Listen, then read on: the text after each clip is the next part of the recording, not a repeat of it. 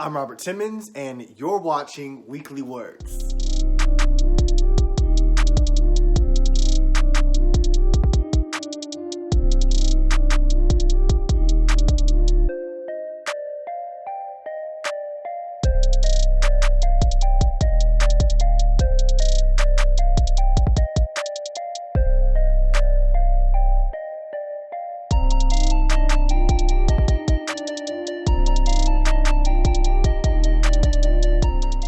Happy Wednesday, everybody, and thank you for tuning in to this week's episode of Weekly Words. I pray that you have been doing outstanding.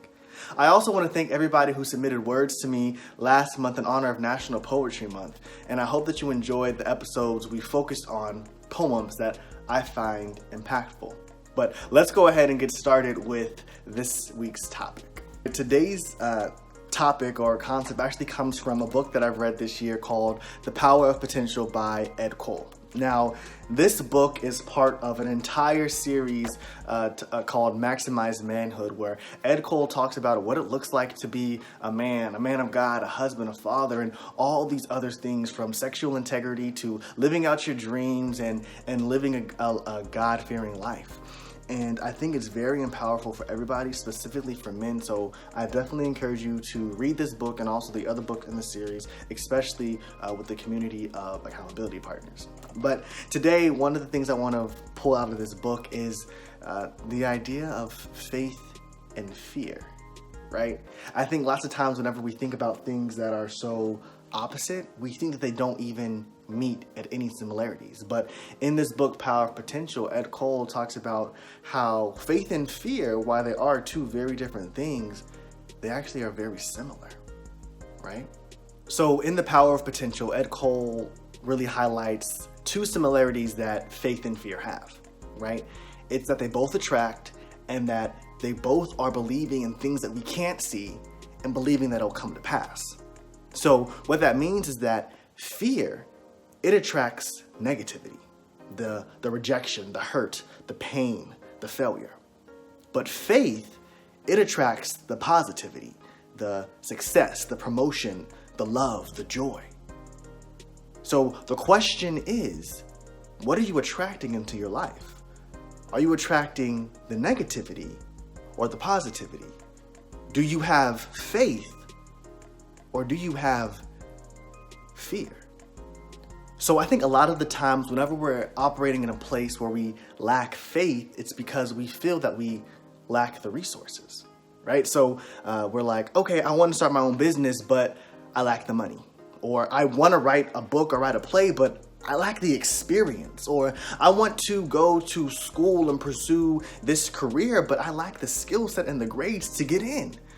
And so when operating in that place of lack, we start to live in fear and live in doubt in the worst possible scenarios. We think, okay, what if I start the business and then I go bankrupt? Or what if I write the book and nobody buys it or reads it, or nobody likes it? Or what if I go to school and I fell out and you know, people look down on me? Okay, well, what if you start the business and business is booming and you become a millionaire? What if you write the book and everybody loves it? What if you go to school and you pass with flying colors and now you're a top candidate for that job you were looking at? Instead of living in that place of doubt and fear, what if we lived in a place of faith and positivity? What if we lived in a place of the opportunity for success instead of the possibility of failure? Let's shift our mindsets and shift our postures to hope for and work for the best in life and not dwell on the possibility of the negative that could happen.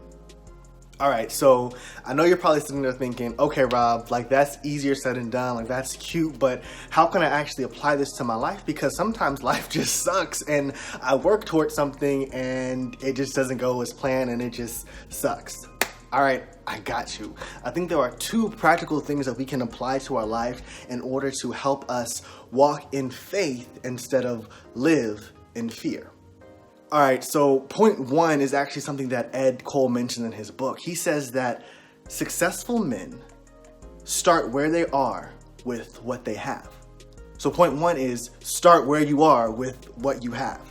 If you can only set aside 1 hour a week to write for your book, or write for your play, or write for your website, or work on your vision or your dream, then do that an hour a week.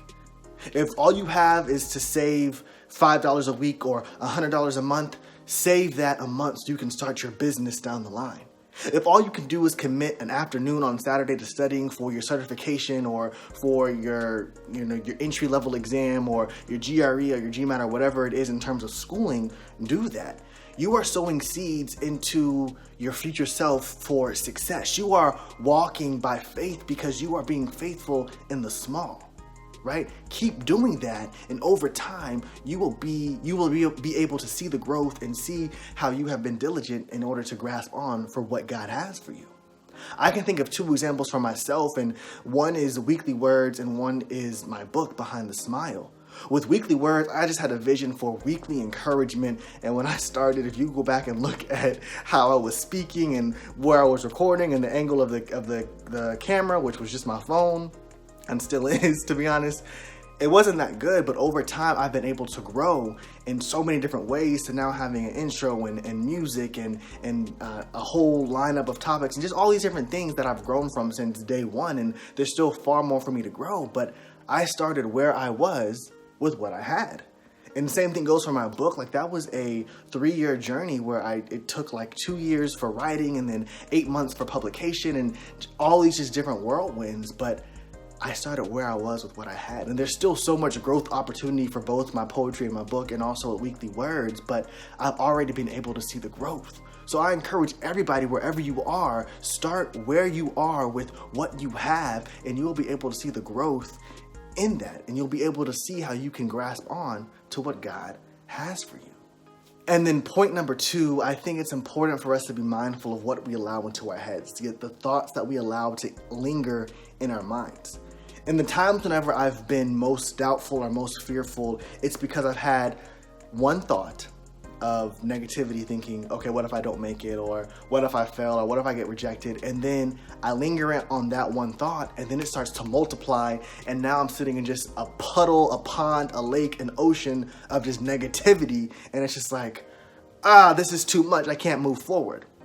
But if we stop those negative thoughts from the very start and we start thinking positive, we can shift our mindset, which is then going to shift how we act and how we respond to life. So for me, I go to scripture. So this year, every day I say to myself, Psalms 23, "The Lord is my shepherd, I lack nothing. He makes me lie down in green pastures. He guides me along quiet waters. He refreshes my soul. He guides me on the right path for his name's sake. Even though I walk through the darkest valley, I will fear no evil, for you are with me. Your rod and your staff, they comfort me. You prepare a table before me in the presence of my enemies. You anoint my head with oil. My cup overflows. Surely your love and goodness will follow me all the days of my life, and I will dwell in the house of the Lord forever." So find what scripture works for you. Find what thoughts work for you, so that you are speaking positivity over your life and not negativity. And it might be different for each season. It might be different for each day. It might be different for each circumstance. But find what works for you and guard your thoughts and your mindset. So wherever you are, whatever you're doing, I encourage you to walk by faith instead of living in fear. Recognize that both faith and fear are believing in something you can't see and believing that it will come to pass. So I encourage you to attract positivity and believe in positivity and have a faith-filled life, and don't give that energy to the negativity. The question is, what are you attracting into your life? Are you attracting negativity or positivity? Are you walking in faith, or are you living in fear?